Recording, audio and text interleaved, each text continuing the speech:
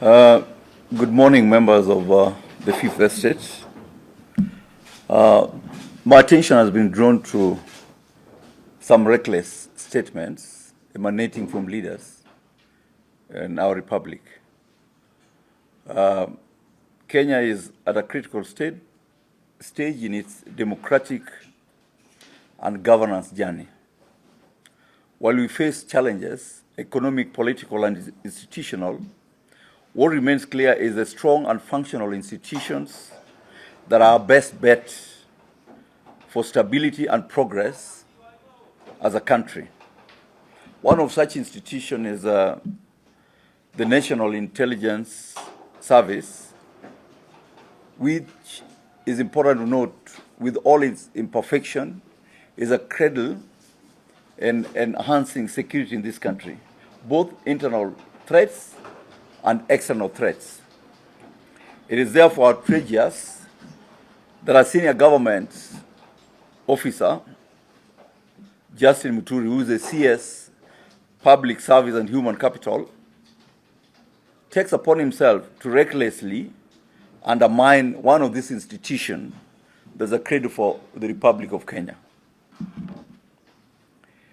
I want to remind him that he previously served as a speaker and as Attorney General. And he knows what it means to take oath of an office. If you take an oath of an office, there's respect for that oath, so that if you disagree, there's a better ways as a CS to redress those issues. But more importantly, if you're talking about an institution like NIS and you're saying, talking about issues of abductions, it would be important that it provides evidence, which you can do at the DCI, to show proof that indeed this is happening.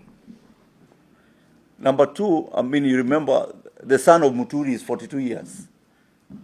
I would not expect my father, if he was alive, to talk on my behalf when I'm 42 years. At 42, you have children. So you can talk for yourself and belabor to Kenyans what happened during that incident. So I think his recent outburst is questioning the integrity of NIS is misplaced. And I want to remind Bwana Muturi, I know that he didn't feel very good when he was removed from Attorney General's office. And that's why he's making all this noise. In fact, Kenyans will watch this space, that the performance of Dorcas Oduor, comparatively to that of Justin Muturi, is out where you can't even compare.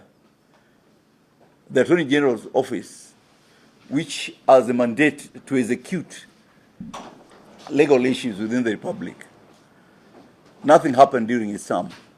But I think from where I sit as a legislator, Dorcas is doing a good job. I'm asking Muturi if he is man enough, without forcing him to be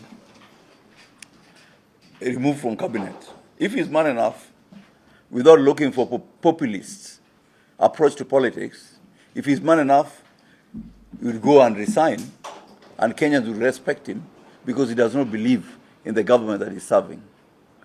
If I see that narrative, the narrative of Muturi is the same as the narrative of Gachagua when they're talking about Haji, the NIS DG. So it's better that they have evidence without technically issuing threats out there, without concretized evidence, so as to prove to Kenyans that these are real. I think the president has made a commitment that is going to ensure there will be no abduction. So I believe the investigation agencies are doing their bit to ensure that this is done. Having mentioned that, I think the statement is with you. Having mentioned that, secondly, I'd like to talk about ODM. There's been a lot of conversation in the country about our party. And more importantly, I've said before, not today, that the Secretary General has been out of order.